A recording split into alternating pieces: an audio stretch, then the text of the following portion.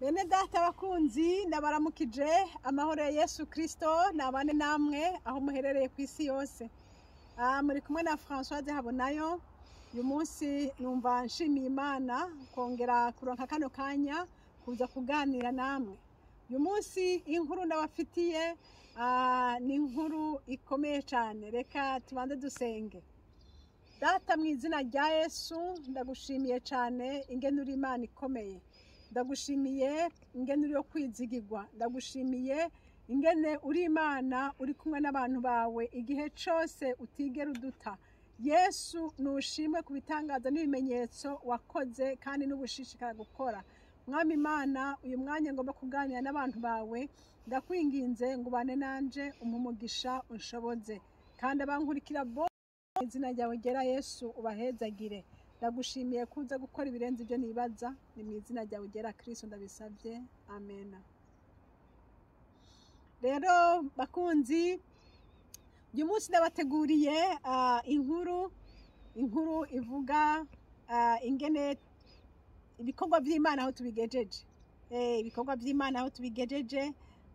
Uyu munsi ni umunsi mukuru kuri groupe Ubumwe Intwari za Kristo. Ni groupe imwe turongoye kandi uyu munsi nza kubasangiza intahe y'ingene iyo groupe yatanguye y'ingene ibikorwa bikorekeka muri iyo groupe.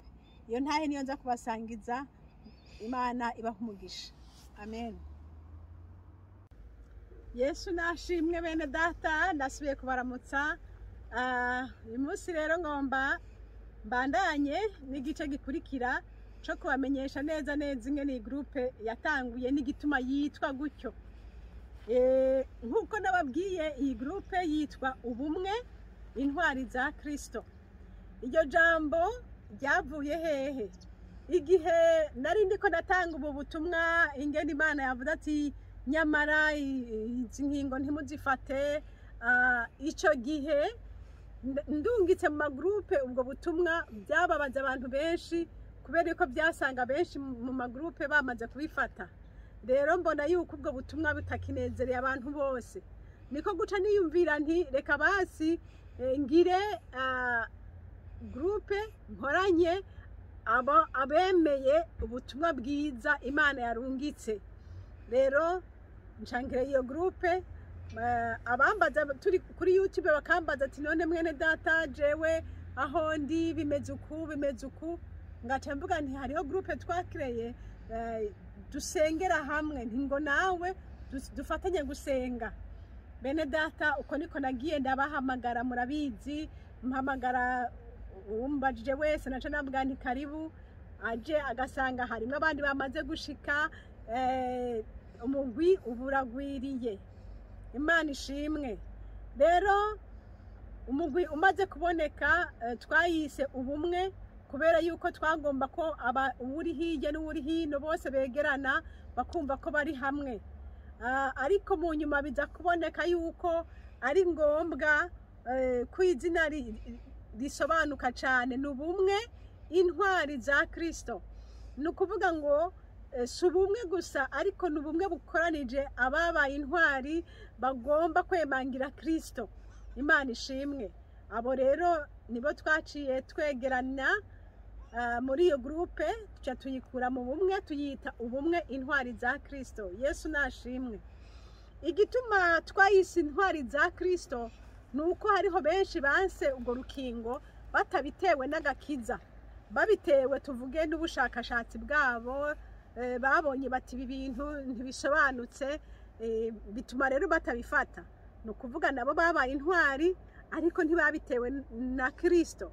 Rero twebwe abo twashize muri iyo groupe ni intwari za Kristo, ni kubwa Kristo, kubw'imvo y'ubwami bw'Imana. Imana ishimwe. Rero bene data nashishikaye kubona abantu benshi cyane bagenda bavuga ngo ndungikira ngo mbwira, kandi Imana ishimwe iriya video yarazungurutse cyane.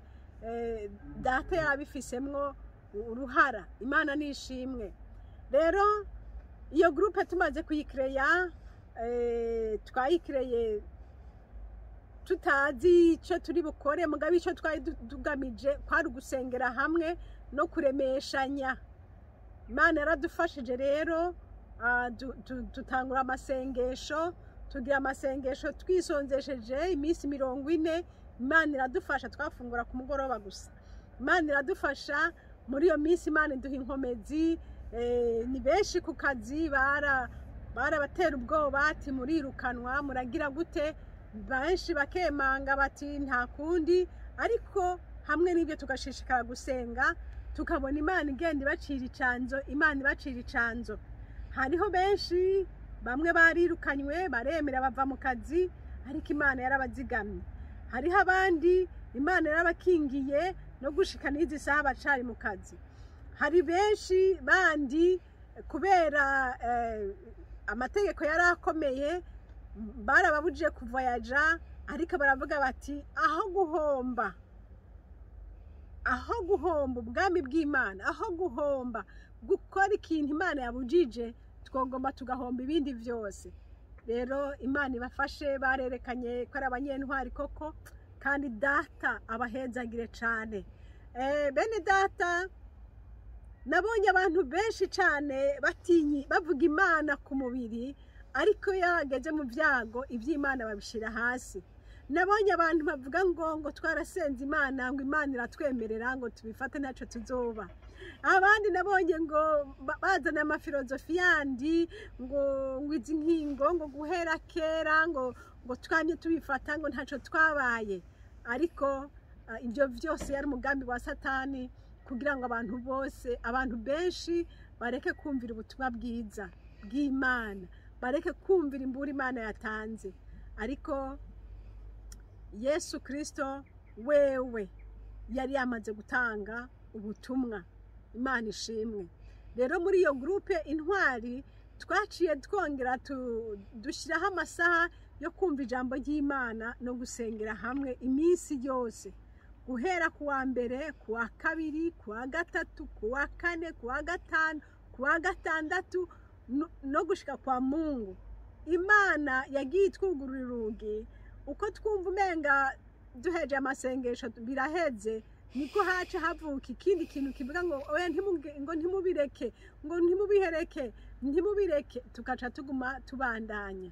Rero muri iyi groupe turasenga iminsi yose, ni ukuvuga ngo iminsi yose guhera saa 4 z'ijoro, tugasenga nk'amasaha 2, biryoshe cyane amasaha 3 iminsi yose. Ni igikorwa kitoroshe kandi ntituri benshi, ariko uko tungana kose twabonye ukuboko kw'Imana. Rero ngomba mvuge ni igiki cadutumye dushikama. Mbega nuko twumvise ubwo butumwa? Oya, hari benshi babwumvise, ariko byarabananiye mu nyuma birabagora. Ariko icyo ndiko ndashimira Imana icadufashije, twafashijwe n'amajambo y'Imana, twafashijwe n'abahizi ba kera twabonye bemangiye Kristo, kandi Kristo agaseruka. Muri abo turibuka Daniyeli mu bwobo bw'intambwe, ingene intambwe ntaco zamugize. Turibuka ba Meshake mu muriro, ingene Imana yaciye ihagarara hagati ikabatabara umuriro. Aya majambo yose yatubereye amajambo y'urufatiro rukomeye cyane, bituma natwe tuvuga tuti iriya Mana yabanye na bariya, natwe niyo iri kumwe natwe uyu munsi. Imana ishimwe. Hanyuma ahandi naho murazi ko kenshi umuntu avuga ati agatinyira urupfu, n'ibyo birabamwo. Umuntu agatinya ati none bizogenda gute nibanyirukana ku kazi, tuzogiki?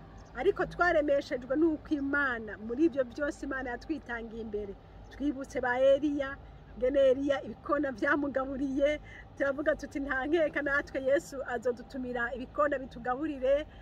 Ahandi tukavuga tuti none niba bazodufunga bazotwica, tuti ntacyo bitwaye. Hariho benshi bapfuye bemangira Kristo, kandi iyi sisi wacu umwijuru niho iwacu, nitwapfa tuzokwakirwa na data. Mu mpande zose mbega twumvise twiyemeje kubandanya mu nzira y'Imana. Imana ishimwe.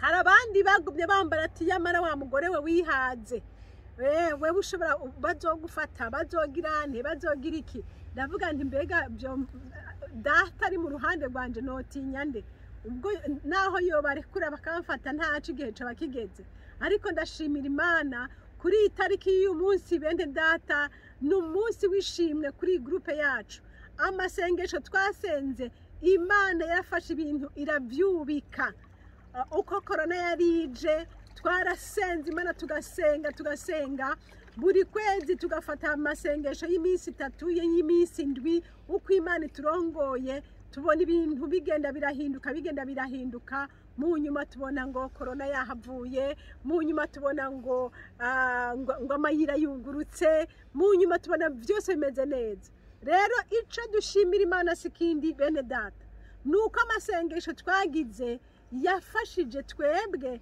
akongera agafasha n'isi yose uyu munsi kubona isi imeze uko bimeze nukuri Imana nishimwe Imana yaradutabaye rero hari ikindi kintu cavuyemwo kubera yuko murazi ko bavuze bati utafashije inkingo ntashobora kugenda mu nsengero ntashaka kwifatanya n'abandi bazifashe ekaye ivyo byaradufashije baci bavuga bati none tugirente tuti ntaco reka tugire ikoraniro rindi kwa Mungu tucadugira ikoraniro abantu bakaronka basengera kwa Mungu Imana data wa twese yatubereye Imana abantu baroronka aho basengera Imana iratugendera mu ijambo ryayo Imana iratugendera nukuri ntaco twumva twoha Imana kubitangaza yadukoreye hari intahe nyinshi cyane namwe muraza kuzumva